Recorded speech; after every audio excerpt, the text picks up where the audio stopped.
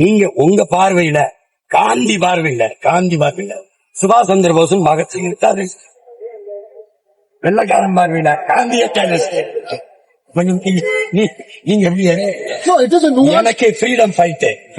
அவனுக்கு என்ன one man's freedom fighter is another man's terrorist is what you're saying. You have a point, you have an argument, but still I may hold my ground as far as Indian law is concerned. But I'll ask you one question. உங்க ideology, உங்களோட கொள்கை என்ன? Indian இப்ப நான் எங்க தலைவரை நான் ஏற்றுக்கிட்டு நான் இந்த நிலத்துல 15 ஆண்டுகள் அரசியல் செய்யல. இந்த நாட்டுக்கு ஏதாவது பிரச்சனை இருக்கேன், நான் முழுக்க மக்கள் அரசியல் மக்களோடு மக்கள் இருக்கிறேன்.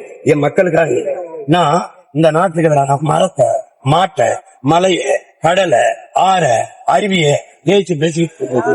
இந்த நாட்டுக்கு நான் தான் சொல்றையோ, நீ இந்த மலையை அறுக்காத, இந்த கடல்ல குப்பையை கொட்டி மூடாதேன்னு என்ன நீ ஆக்கி மெசேஜ் நீ இல்ல. நான் கடைசியா ஒரு 2 கேள்வி.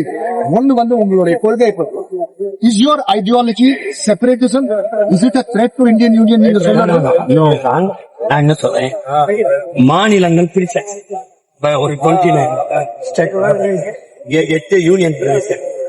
நான் ஆந்திரா, நான் இவர் கேரளா, இவர் கர்நாடகா, நீங்க தமிழ். எப்படின்னா அவரவர் வீட்டை அவரவர் சரியா நிர்ணயிக்கணும். என் தெருவை நான் கூட்டினா வித்தியாசம் தானா சுத்தமாகும்.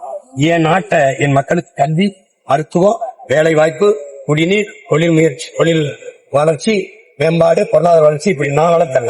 அவர் ஆந்திராவில, அவர் கர்நாடகால, அவர் கேரளால, அவர் பீகார்ல, அவர் குஜராத்ல, அவர் மகாராஷ்டிரா, அவர் ராஜஸ்தான்ல, இப்படி போனா நாடு வளரும். நீங்க என்ன பண்றீங்க? என்னையும் விட மாட்டேங்கிறீங்க, இவரையும் விட மாட்டேங்கிறீங்க. நான் என்னை வளர விடுப்பா அப்படின்னா நோ, நீ ஆட்டியா அதுக்கப்புறம் ஒரு மாநிலம் பிடிச்சா எதுக்கு மாநிலம்? உங்ககிட்ட வாக்குவாதம் பண்ணி ஜெயிக்க முடியாது. நான் தமிழ்ல உங்ககிட்ட வாக்குவாதம் பண்ணி ஜெயிக்க முடியாது.